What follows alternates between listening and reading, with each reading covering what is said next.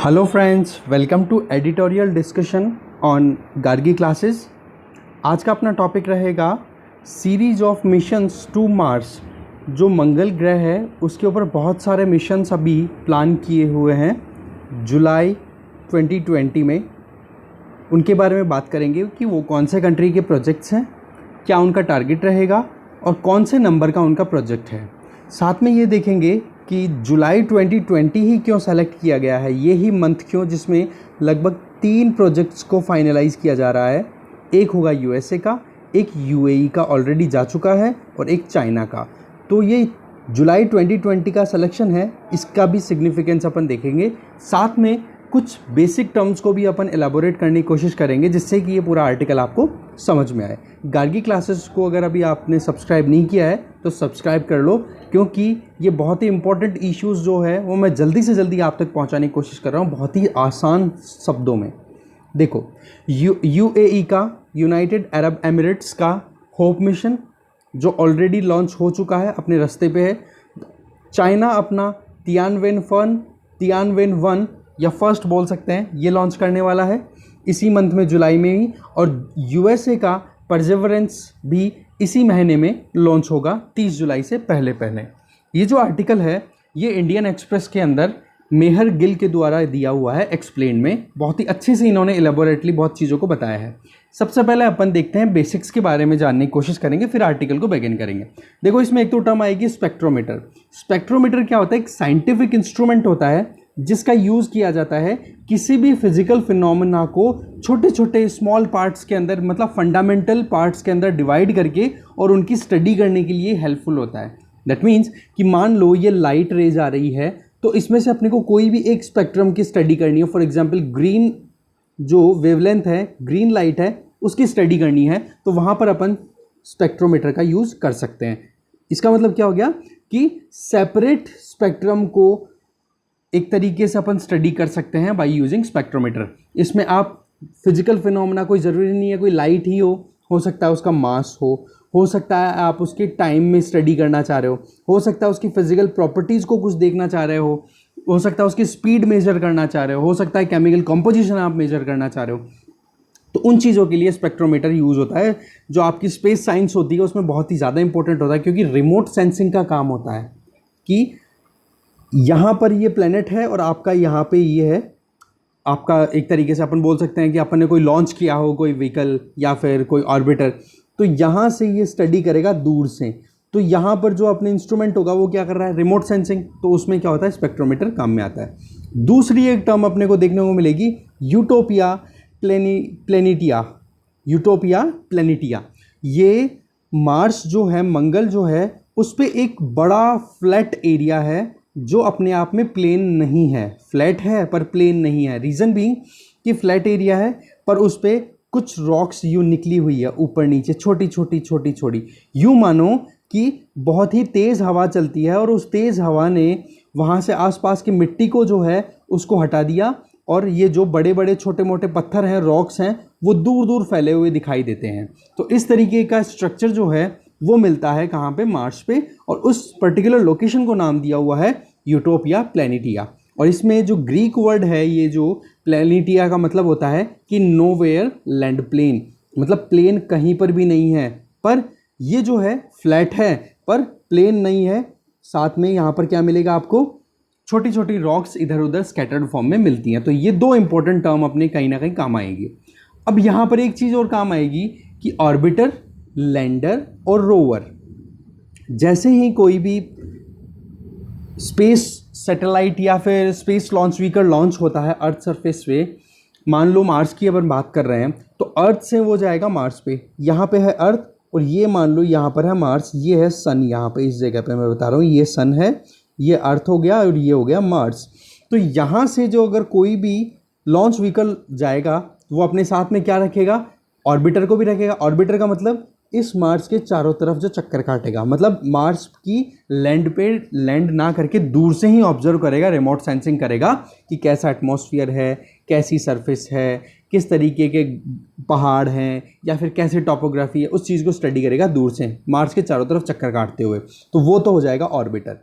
फिर एक पार्ट जो है इस पूरा यहाँ से जो आप स्पेस व्हीकल सेंड करोगे उसमें से एक पार्ट मार्स की लैंड पे उतरेगा और वो इस तरीके से उतरेगा नीचे, ठीक है। तो इसको बोल देंगे लैंडर। क्या बोल देंगे? लैंडर। जब ये लैंड कर जाएगा तो इसमें से एक ये छोटी गाड़ी निकलेगी जो कि इस पूरी सरफेस के ऊपर एक्सप्लोर करेगी, ज़मीन को खुदाई करके छोटे छोटे जो रॉक मटेरियल है, सॉइल का जो टाइप है, उनको स्टडी करने के लिए उनके सैंपल साथ में लेगा। तो ये काम किया जाएगा यहाँ पर रोवर के द्वारा। तो ये 3 सेगमेंट्स होते हैं। अगर कोई भी आप देखोगे, कोई भी सैटेलाइट मिशन अगर जा रहा है तो हो सकता है या तो वो ऑर्बिटर से ही काम चल जाए, या फिर ऑर्बिटर के साथ में लैंडर भी हो सकता है और लैंडर के साथ में रोवर भी हो सकता है, या केवल ऑर्बिटर भी हो सकता है कि लॉन्च कर दिया और वो चारों तरफ मार्स के चक्कर काटेगा, जैसे कि अपना मंगल मिशन इंडिया का जो था। अब देखते हैं, अपन आर्टिकल की तरफ मूव करते हैं। इंट्रोडक्शन क्या है कि यूएई ने अपना first mission to Mars launch किया है, जिसको यूएई ने नाम दिया है अमल। अमल को बोलते हैं होप, आशा, ठीक है। तो ये इस नाम से इन्होंने लॉन्च किया है। लॉन्च कहाँ से किया है? जापानीज सेंटर है, जगह का नाम है Tanegashima space centre. Tanegashima space centre, वहाँ से मुत्सुबिशी हैवी इंडस्ट्रीज H2A रॉकेट, इससे इसको लॉन्च किया गया है। तो Saudi Arab Emirates, UAE, United Arab Emirates ने ये लॉन्च किया है, जापान से लॉन्च किया है। ये चीज़ अपने को ध्यान रखनी है। दूसरी चीज़, यूएई ने ये अपने आप में बहुत ही इंपॉर्टेंट स्टेप लिया है और इस महीने में टोटल 3 मिशंस प्लान है। उनमें से पहला तो यूएई ने लॉन्च कर दिया। दूसरा है वो चाइना का है, जो चाइना अपना फर्स्ट मार्स प्रोब, मतलब मार्स के लिए, मंगल ग्रह के लिए अपनी तरफ से एक पहला सैटेलाइट या फिर पहला मिशन सेंड करेगा, जिसका नाम दिया है तियानवेन 1, जिसका पुराना नाम दिया हुआ था हाओजिंग 1, जो आने वाले कुछ दिनों के अंदर लॉन्च करेगा। ऐसे ही यूएसए जो है वो भी अपना Mars mission, next Mars mission launch करेगा, जो जिसका नाम है परसिवरेंस। यूएसए ही एक इकलौता ऐसा कंट्री है जिसने ऑलरेडी मार्स के ऊपर मिशन सेंड किए हैं, और उन ऑलरेडी जो मार्स पे मिशन सेंड किए हुए हैं उनमें से ये जो 3 है, 3 में से एक यूएसए है, ठीक है। तो इस तरीके से यूएसए, और इंडिया तो है ही ऑलरेडी। तो इस तरीके से जुलाई 30 तक टोटल 3 मिशंस जाएंगे। अब अपन देखते हैं कि जुलाई मंथ ही क्यों 2020 का सेलेक्ट किया गया है। देखो, जुलाई एंड जो है, जो अभी चल रहा है 20 से 30 जुलाई के बीच का जो टाइम है, इस टाइम पे क्या है, मार्स जो है अर्थ के क्लोजेस्ट रीजन में आएगा, मतलब बहुत ही ज़्यादा क्लोज आएगा, क्लोज विसिनिटी में आएगा। अब अगर पास में आएगा तो कम टाइम और कम फ्यूल लगेगा। तो इस वजह से फ्यूल एफिशिएंसी इंक्रीज करने के लिए, कॉस्टिंग को डाउन करने के लिए ये जुलाई मंथ सेलेक्ट किया गया है इन तीनों कंट्रीज़ के द्वारा, ठीक है। अगर इस जुलाई मंथ में थोड़ा जल्दी या फिर थोड़ा लेट ये मिशन अगर लॉन्च करते हैं तो उस कंडीशन में क्या हो जाएगा कि आपने टारगेट तो किया अर्थ से यहाँ पे और मार्स निकल गया यहाँ पे, तो आपका सैटेलाइट मिस कर जाएगा, ठीक है। तो ये एक्यूरेसी लाने के लिए जुलाई का जो लास्ट एक तरीके से 10 डेज हैं, 20 to 30 जुलाई तक का, ये इन कंट्रीज़ ने डिसाइड किया है। अब एक एक मिशन को अपन देख लेते हैं कि क्या टारगेट है और कितने दिन का इनका काम रहेगा। सबसे पहले बात करते हैं अपन परसिवरेंस। परसिवरेंस जो है वो नासा का है। नासा ने ये जो अपना जो प्रोजेक्ट लॉन्च करने का डिसाइड किया है, जो अभी 30 जुलाई तक हो जाएगा, इसका टारगेट ये रहेगा कि मार्स के ऊपर रहने के लिए क्या कंडीशंस है, हैबिटेबल कंडीशंस कैसी है। दूसरा, एंशिएंट टाइम पे किस तरीके की लाइफ यहाँ पे एग्जिस्ट की हुई है।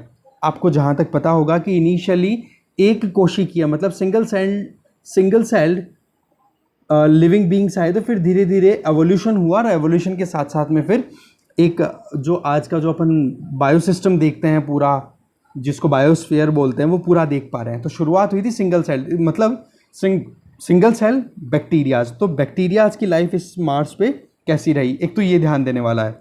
दूसरा, इसका ड्यूरेशन रहेगा 1 मार्शियन ईयर, जो कि लगभग 687 अर्थ डेज के इक्वलेंट होता है।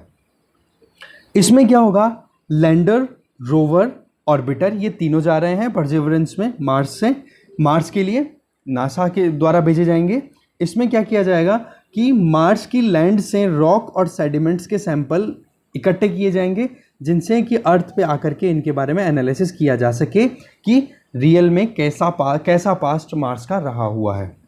ये जो इक्विपमेंट हैं ये अपने आप में स्पेशलाइज्ड इक्विपमेंट होंगे जो भी इस परसिवरेंस मिशन में नासा इंस्टॉल कर रहा है।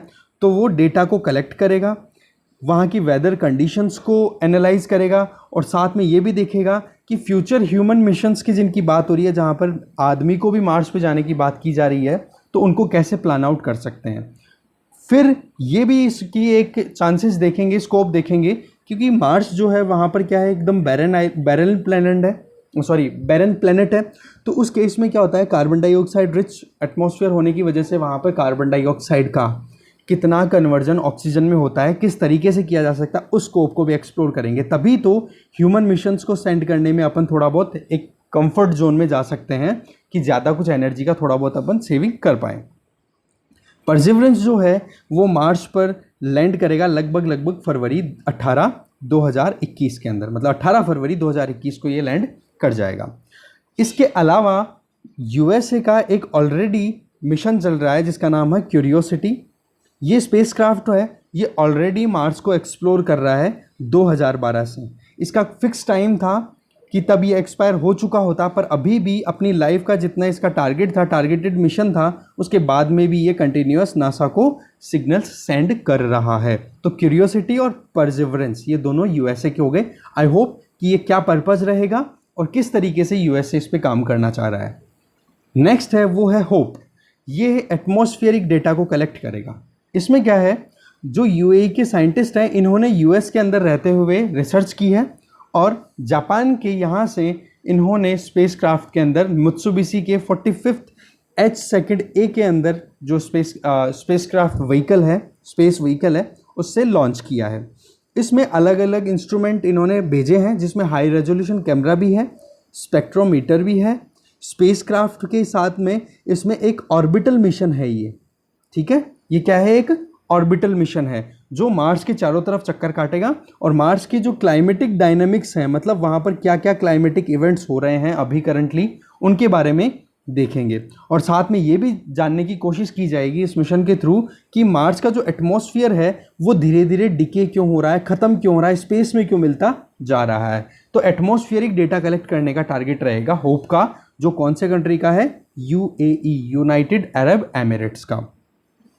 ये होप मिशन जो है यूएई का, ये स्पेस पॉइंट ऑफ व्यू से देखा जाए तो यूएई का 4th मिशन है। इसके पहले यूएई ने 3 अपने मिशन लॉन्च किए हैं जिनका टारगेट क्या रहा था, अर्थ ऑब्जर्वेशन। वो जो तीनों मिशन हैं वो अर्थ ओरिएंटेड थे, पर ये चौथा जो मिशन है होप, ये फर्स्ट इंटरप्लेनेटरी वन है। मतलब ये पहला मिशन है जिसमें यूएई ने अर्थ के अलावा किसी दूसरे प्लेनेट को एक्सप्लोर करने की कोशिश की है।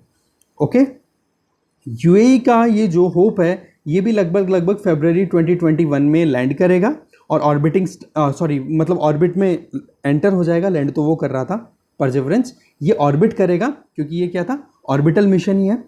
तो ये चारों तरफ रोटेट करेगा और साथ में फिर ये देखेगा कि क्या एक्टिविटीज़ हो रही है। इसका ओवरऑल लाइफ टाइम कितना है, मार्शियन ईयर, वही 687 अर्थ डेज, ठीक है। मार्स पे एक साल जो होता है 687 दिनों का होता है, जो अर्थ पे अगर 687 दिन काउंट करो तो।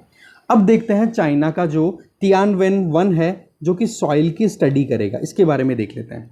चाइना का ये फर्स्ट मार्स प्रोब होगा जो कि इसको मतलब एक तरीके से लॉन्ग मार्च 5 Y4 बूस्टर से लॉन्च किया जाएगा। चाइना के लॉन्च पैड कहाँ से, शीशैंग से। कहाँ से, शीशैंग से। चाइना के लॉन्च व्हीकल कौन सा है, लॉन्ग मार्च 5 Y4 बूस्टर से। ये चाइना का फर्स्ट मार्स प्रोब है, मतलब मंगल पे पहला प्रोब भेजने की कोशिश कर रहा है चाइना। इसमें ऑर्बिटर भी होगा, लैंडर भी होगा और रोवर भी होगा, ठीक है। सॉइल की स्टडी करनी है तो डेफिनेटली ये तीनों चीज़ों की ज़रूरत पड़ेगी, तो ये तीनों के साथ भेजा जाएगा। और साथ में ये देखेंगे, यहाँ ये चाइना का टारगेट है कि मार्स की जो टोपोग्राफी है वो कैसी है, जियोलॉजी कैसी है, और साथ में ये देखेंगे कि वहाँ पे जो मार्स का जो सरफेस है वो कैसे मटेरियल से बना हुआ है, वहाँ की क्लाइमेट कैसी है और एनवायरनमेंट में क्या एवोल्यूशंस हो चुके हैं और आगे क्या स्कोप है और पास्ट में क्या हुआ है। इन चीज़ों की जानकारी ली जाएगी तियानवेन-1 के द्वारा। इसमें जो है ये ऑर्बिटर है, ये मार्स के ऑर्बिट में एंटर कर जाएगा अर्ली 2021 में, वही लगभग फरवरी मार्च के टाइम पे 2021 में। और इसमें हाई रेजोल्यूशन कैमराज का यूज़ किया जाएगा और फिर ये देखा जाएगा कि किस जगह पे आराम से लैंड किया जाएगा, ठीक है। और लैंडिंग साइट जो है वो कहीं ना कहीं यूटोपिया प्लैनेटिया रीजन के आसपास में रहेगा। इसके बारे में अपन ऑलरेडी देख चुके हैं कि मार्स पे ये एक फ्लैट रीजन है जो दिखने में तो फ्लैट है, प्लेन है, पर वो रियल में प्लेन नहीं है, क्योंकि छोटी मोटी रॉक्स बड़ी बड़ी इधर उधर स्कैटर्ड फॉर्म में पड़ी रहती हैं। रीज़न बीइंग कि कोई विंड कंटिन्यूसली चलती रहती है और वो सॉइल को उड़ा ले जाती है, इस वजह से वो एक बैरन आइलैंड की तरह एक तरीके से जो चट्टाने हैं, रॉक्स है, वो बाहर निकल के आ गई हो, इस तरीके की सरफेस दिखती है। इस मिशन में कैमरा, सब सरफेस रडार, मतलब ऐसे रडार लगे होंगे जो वहाँ की जो सरफेस है मार्स की, जो ऊपर की लेयर है, उसके नीचे तक की भी जो एक तरीके से कॉम्पोजिशन है उसको स्टडी करने वाले इतने हाई टेक्नोलॉजी वाले रडार होंगे। साथ में स्पेक्ट्रोमीटर होगा, मैग्नेटोमीटर होगा कि वहाँ की मैग्नेटिक फील्ड कैसा है मार्स का, उसको स्टडी करना। और साथ में एटमॉस्फेरिक सेंसर्स भी लगे रहेंगे कि क्या एटमॉस्फेरिक चेंजेस आते हैं मार्स पे। तो इस तरीके से ये 3 इंपॉर्टेंट जो मार्स के ऊपर मिशंस हैं, यूएई, यूएसए और चाइना, और तीनों के कौन कौन से हैं, तो प्रीलिम्स और मेंस दोनों के लिए बहुत ही ज़्यादा इंपॉर्टेंट है और ये अंडरस्टैंडिंग डेवलप होना बहुत ज़्यादा ज़रूरी है। कई बार मैच द फॉलोइंग करके पूछ लिया जाता है। So thank you very much for watching this video.